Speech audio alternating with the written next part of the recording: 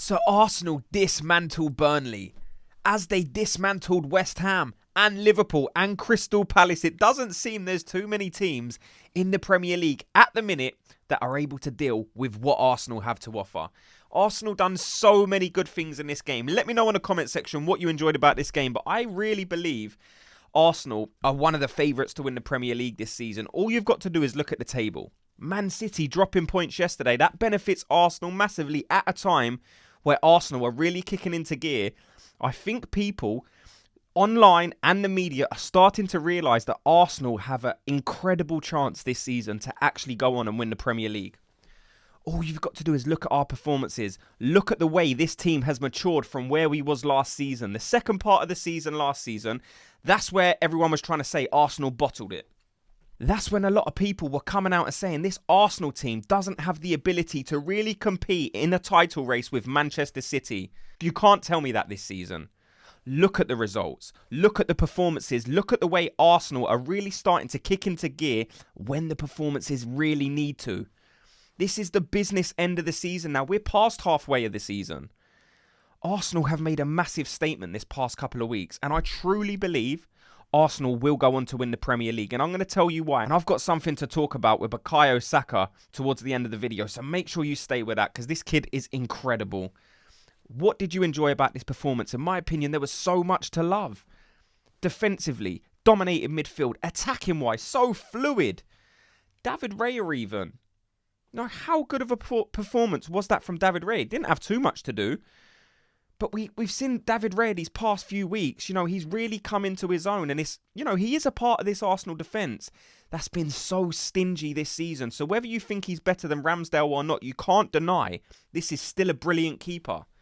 Yes, a lot of us didn't want it to happen. But look at the stats. They don't lie. If you had a terrible goalkeeper in goal, you wouldn't be able to have the best defensive record in the league. It just wouldn't be able to happen. And look at the stats. Arsenal have conceded the least goals in the whole of the Premier League. And the gap's only increasing with every single game. Arsenal have the highest goal difference in the whole Premier League now. That's why I'm trying to tell people Arsenal are not a joke this season. David Raya, so good. Ben White, so good. The way he's able to now play that role where he can invert. The way he overloads the midfield. The way he's able to start imprinting his style of play on this game. We brought Ben White in as a centre-back, moved him over to right-back, and now he's transitioning into a full-back that can play the inverted role by pushing into midfield and helping, overload the midfield when we're pushing forward and attacking. Declan Rice, so good. We don't even need to talk about how good Declan Rice, because he's probably been our most consistent performer of the season. Declan Rice does so many good things. But Havertz as well. We need to probably start giving Havertz some credit. He scored 6 goals this season. So many good things he does do. Yes, there's times where he might look a bit messy. Yes, there's times yesterday where Havertz was playing a floating ball into Havertz and he controlled it like he's got wellies on.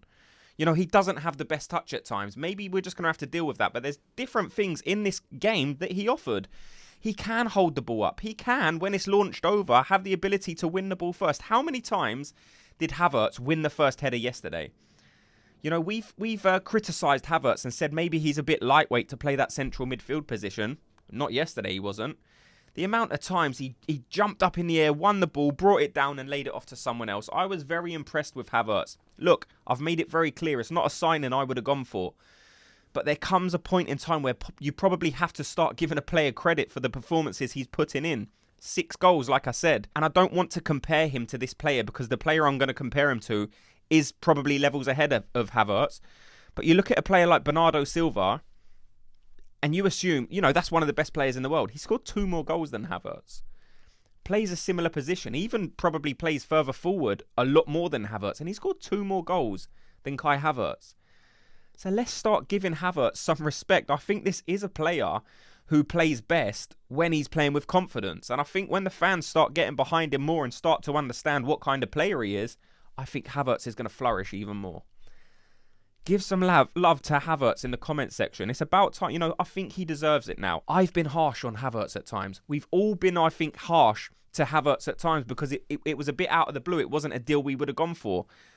But Mikel Arteta, once again, seems like he's made the right decision in bringing Kai Havertz in, because he's played a few games now where I've looked at him and thought, this player really does have things to offer. Very, very good. Very good performance from Havertz. But Odegaard, my God, I don't think I've seen Martin Odegaard playing with this much confidence. Every time yesterday, Martin Odegaard got the ball, I was thinking, right, something's going to happen. Something's going to happen here, because the confidence Martin Odegaard is playing with, he just turns towards the goal and it's like people back off because they know he has the ability to cut 2-3 players out of the game in one pass. The quick feet, the ability to take the ball, shuffle around a player and then lay someone in. The long balls he was picking out. Odegaard's passing vision and accuracy is very, very top notch. I'm talking possibly the very best in the world. There's not many players that can play that position like Martin Odegaard. Kevin De Bruyne, of course, you have to give him his flowers. He probably is the best can. But how much longer is Kevin De Bruyne going to be playing at that higher level? He's in his 30s now. So Martin Odegaard will take that mantle from Kevin De Bruyne in a year or two. Martin Odegaard is a gem. You know, Martinelli played so good in this game. Yes, he didn't get a goal. And I think when you look at a 5-0 win and you're looking at Martinelli and you realise he don't get a game, I think it's easy to criticise him, but just look at what he done in that game. He offered so much. The amount of times he beat the right back and either flashed the ball in or sort of dinked one over into the central area, and it's not his fault that we don't have a big guy to finish it off. You know, we had Trossard up front, who's never going to be the strongest player in the air.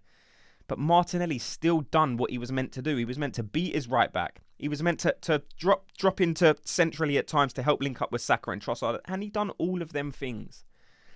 I've said it so many times. When Martinelli has the ball and he's running at a defender, that's the most joy I feel as an Arsenal fan in terms of excitement watching Arsenal attack. Because Martinelli is box office. Another good performance from Martinelli. Trossard. Keep playing this guy centre forward, and I think his performances will keep improving. How much did we pay for him?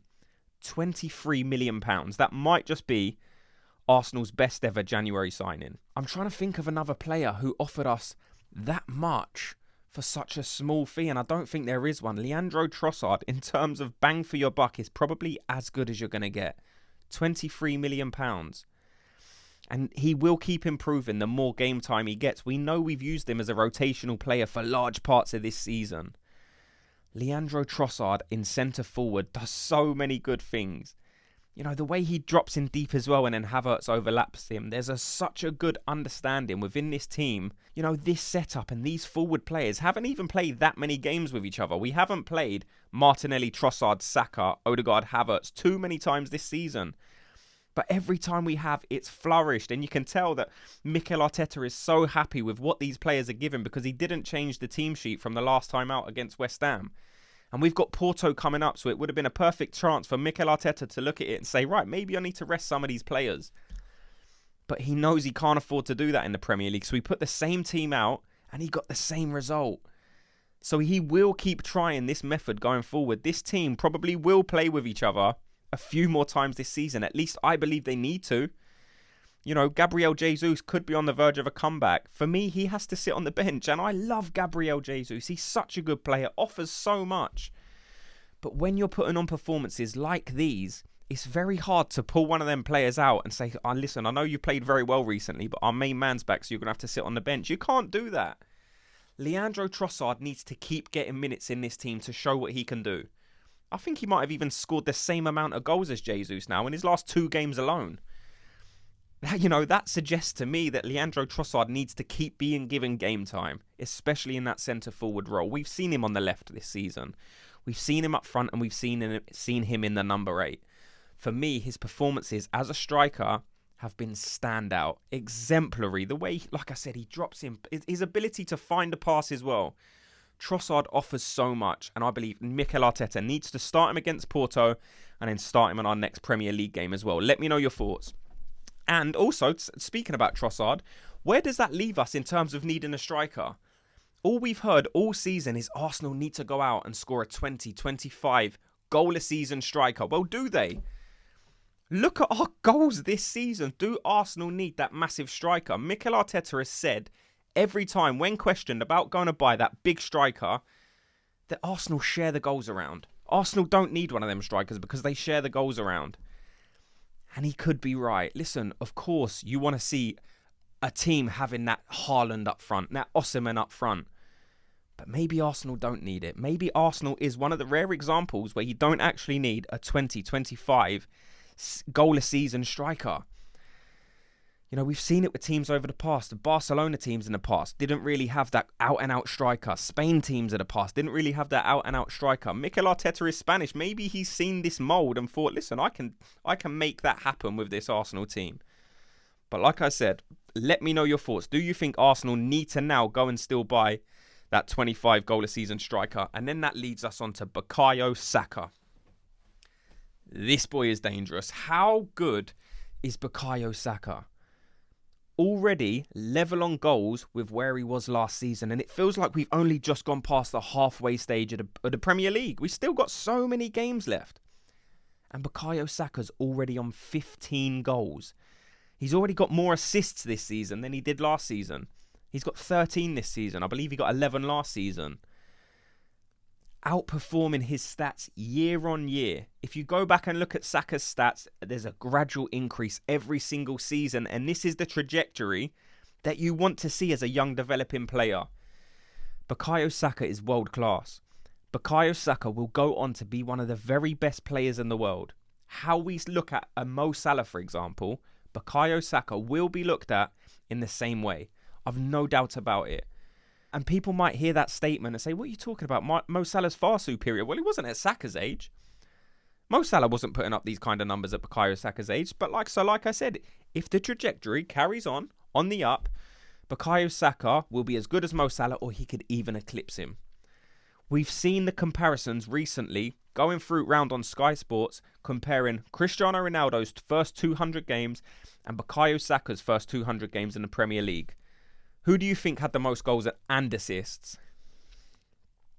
Bakayo Saka. So he does have the ability to go on and be a real generational player. And it's about time the media and people see it. That's so you don't get people like Rio Ferdinand coming out and trying to compare him with Phil Foden. Listen, Phil Foden's a good player. He's not Bakayo Saka. Nowhere near as effective as Bakayo Saka. We are so lucky to have produced a player like this. All you've got to do is go online and look at his transfer value. It's about £150 million.